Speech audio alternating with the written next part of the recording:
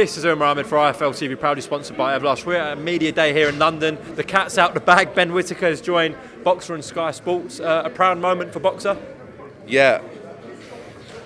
I've been following Ben Whittaker's career for maybe 2 years. Like, he's so talented, but the personality, everything. He was the one that we wanted. As soon as we got into Sky, this was our guy. We felt like it's okay trying to nick different headliners and look at that way, but you've got to look at the future, and we've invested so heavily, whether it's Fraser Clark, Lauren Price, Karras, Adam Azim, and Ben Whittaker was one that we really wanted, and so obviously delighted to now have him. So you guys signed all the Olympians bar Galawia fight, and those were done pretty quickly. Not quick, but it was pretty smooth. The one that was still left was Ben Whittaker. So he obviously had a lot of options on the table and was toing and froing about who he'd signed with. So what was the reason given to you guys about why he ultimately chose Boxer? Look, we're not an established promoter. We've been here maybe a year, so you're competing with Frank and Eddie, and they've got so much that they can offer him in terms of look at what we've done with other guys. And for us, it was like, how big do you want to be? Do you want to be a David Haye? Do you want to be an Amir Khan? Do you want to be a Prince Naz? Like, forget where you are. Let's make you a superstar. And I think in the end that resonated. Obviously, we know Sugar as well, and we always thought that was a perfect trainer for Ben as well. And in the end, it all just fell into place. But it's a difficult decision for Ben. Like, when you have that many promoters after you, whether not just in the UK but in the US, it's difficult to navigate. And in the end, I think he knew that we were a disruptor. We have to be pretty brave in our sport because we're against promoters that have been in here for a long time. We're trying to do something different, and he fits that. And you can only be as good as the talent at the end of the day. And we're thinking long term, and that's where we're investing. And whether it's Adam Azim, as I say, whether it's Ben Whittaker, whether it's even the Rough Diamonds as well that we've signed. That's our focus, and yeah, Ben is an unbelievable signing. We know Matchroom are very close to getting his signature over the line. So, what was the defining factor? I've asked him. What was the defining factor for you guys to get him? And does that send out a statement for Boxer and Sky? I think so. Look,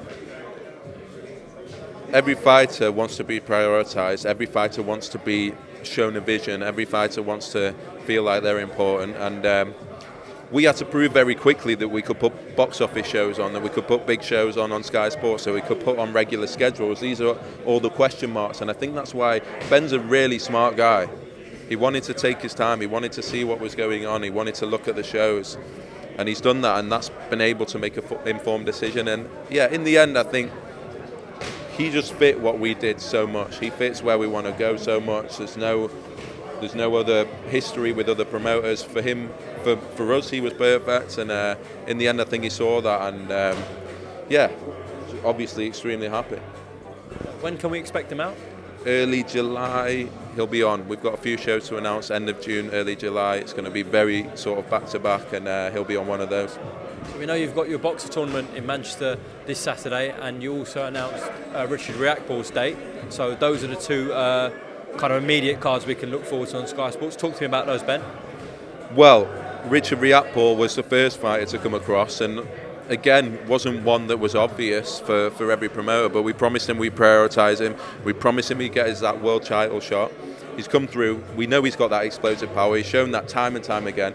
He's now going to fight Turchi, who's probably going to try and nullify that. So it is a difficult fight. And he's got to show us again that he is at that level, and we're trying to line up the Maccabi fight now. We know the Don King's office very well. We've been talking about that for a while, and that is a perfect fight. I think that's a fight every cruiserweight wants, and we promised him a world title, and we think it will be next. But he's got to come through Turchi, and Turchi knows a lot about him. Obviously fought Tommy McCarthy before, and it's a southpaw. It's going to be a tricky night, but yeah, we feel like now he'll be ready to step up. I won't be asking you about Kell Brook anymore in the future because he announced his retirement. What's your reaction to that, Ben? Yeah, it's a weird one because he genuinely was my favourite fighter. Kell Brook, I've grown up watching him. He's one of the most genuine guys in the sport, genuinely amazing person, and just to be involved in that fight with him, I think that's given him peace, the Amir Khan fight, and since then, he asked us to look at other things. He asked us to look at Eubank. He asked us to look at Josh Taylor, and he was sort of flirting with the idea. But I think in the end, he's made the right decision. It's like, I'm happy because I know he's made the right decision, and maybe he's made bad choices in his career before, and he didn't want to make one again. But at the same time, I'm obviously sad because he was such an icon for the sport. I believe he was probably one of the most talented fighters of his generation. And he leaves a great legacy, but really pleased for him. I hope he can be at peace now. I think he is. He's walking down the street and everyone is talking to him about the Khan fight and everything like that. And so I think that's what made it in the end. He's with his family, and he's 36 last week, and fingers crossed this is retirement and it stays that way. Can I ask what happened with the Chris Eubank Jr. fight? Because we heard from Kell that the weight was agreed, which seemed like the biggest stumbling block. So were we ever close to getting that fight with Eubank Jr.? I think we were, but the longer it went on, and I was always saying, Kell's good. I said in every interview, Kell can retire. I genuinely believe that's a good option for him. And so the longer it went on and the more negotiations around money and things like that, he just thought, you know what, it's not a great fight for him, having to come up 2 weights. We've seen that before against Golovkin, and even though he did well, it's not a good thing to do, and we saw that with Canelo last week, especially at his age, at Kell's age, and in the end, he's made the right call, 100%, and just blessed to be a part of that career, because he's a name that a lot of people remember for a long time. I know you were close to him as well, and everyone in boxing, I think, has a special place for Kell, and obviously want to wish him the best, and his dad and his family, and that night that we had together with Amir will live long in the memory. Absolutely will. In terms of Amir Khan, do you think that could be it for him as well? It's different. I was just saying, with Amir, he's in it. He should retire. Let's be honest. He should retire. He's achieved everything. He's fought everyone. He's won more titles. He's been an icon. He's a reason probably we're here today, investing so much in Ben Whittaker because of what he did in the Olympics. And he's got that legacy. And he gave us that fight we all wanted with Kell. And he's always taken the fights that the fans have wanted. And now it's time to.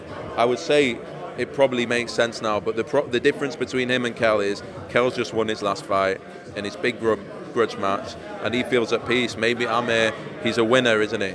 And so because he's coming off a loss, there'll always be that temptation to say, you know what, that wasn't really me. But we know it wasn't really him. You know, he's proven that throughout his career. So I expect him to retire, but at the same time, it'll be up to him, and I respect if he carries on, and that'll be up to him. Is there any legs in that Florian Marku fight in Albania or not? I love it. The thing is, I love it because, with the greatest respect, Florian Marku's on his way up. I think we love that fight, but at the same time, is Amir Khan going to take that fight? Probably not. We'll push it. But as I said, Amir Khan, I feel like it is his time to retire, and Florian might not like that I'm saying that, but I do believe that, and he's done everything. What more can he achieve? Genuinely, I don't know what more he can achieve, and he's earned enough money, and it'd be amazing to see them both retire happy, and they've given the fans what they want, and Amir will always know that wasn't the real Amir Khan in the ring with Kell Brook that night. We all know that, and so hopefully he's at peace to retire, and Florian Marku can go on to other things. Couple of things. I haven't actually spoke to you since Fury Whyte and Canelo Bivol, so we'll go back all the way to Fury Whyte. We'll come on to Dillian Whyte in a second, but just as a fan, what did you make of Tyson's knockout win, and do you think Tyson Fury is going to retire? I asked Sugar so many times, and he just says the same thing, which is Tyson says he's going to retire, so how can we not believe him? But we all know things change very quickly, especially we'll see what happens with AJ Usyk, Tyson. And the reason why Ben Whittaker's with Sugar as well is because he can educate a fighter that isn't the most natural puncher to be able to punch in that Kronk style, and that's what Ben wants.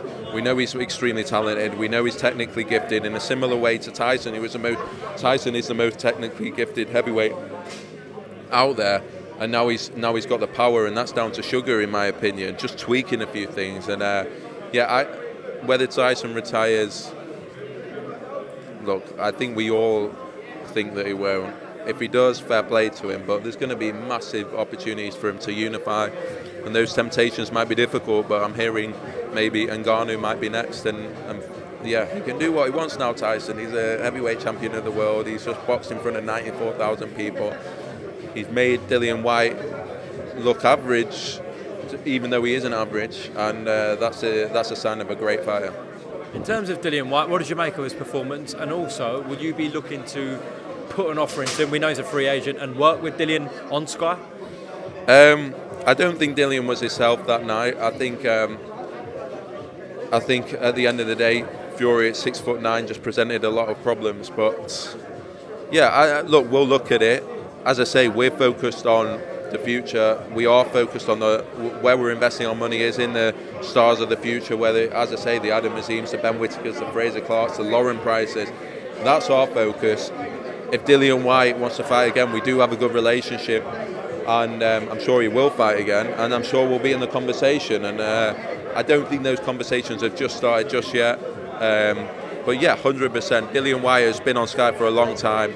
He's been a pay-per-view star for a long time as well, and there's some big fights out there for him, and he probably still feels that he's better than the rest. You know, you have got that Tyson Fury, Usyk, AJ, top level, top three, but he'll probably feel he can compete with every single one of them, and yeah, so we'll be in the hat, I'm sure. To close off, what did you make of Canelo's loss to Dimitri Bivol? I can't believe people criticising Canelo. Like, is that not what we want to see in boxing? Fighters taking fights that they don't necessarily aren't a foregone conclusion. Like, do you just want to see Canelo just fight the same guys over and over again, and it just worked that way? And yeah, I thought fair play to Canelo, and no, we didn't underestimate Bivol, but he's pushing himself to the extremes. That's what we want fighters to do. We want to see them in uncomfortable environments. We want to see how far someone can do it. He wants legacy now, and I thought it was an amazing career path that he chose, and no one should knock him for that. He's a superstar of the sport. He wants to do things that people haven't done before, and why would we not encourage that? If we start criticising him for that, then that's when fighters get scared of going into big fights, so they might lose. A loss is not the end of the world. That should be the next gen of boxing. That should be the future of boxing, where losses aren't the end. And we want to see fighters take risks, give the entertainment, push boundaries, and I think that's when we see special moments happen. So I think, yeah, as I say, Canelo is a superstar, and he's going to push himself to the limit, which means he might lose sometimes. Ben, Shalom, thank you very much for talking to IFL TV. Just tell everyone watching this why they should tune into your card, your tournament series, part 2, following on from Coventry this Saturday night live on Sky Sports from Manchester. Yeah, the tournament, I mean, it's been a good success. We've invested in the grassroots. We've had the Liverpool tournament, we've had the Coventry tournament, we had Corey Gibbs, Dylan Chima come out of that. It's just knockouts, it's just entertainment. The reason why Sky like is they are trying to grow the sport, they're trying to make it more entertaining. And we need to give opportunities to British fighters, and they don't always get those television opportunities. Everyone's focused on the global vision, the world titles, the big events. What about our British guys? When do they get their opportunities? And Saturday night will be as entertaining as ever, and then we'll have a big schedule end of June, early July to announce very soon. Looking forward to that schedule. Thank you very much. Welcome, Team Everlast, to the Team Everlast Fitness app.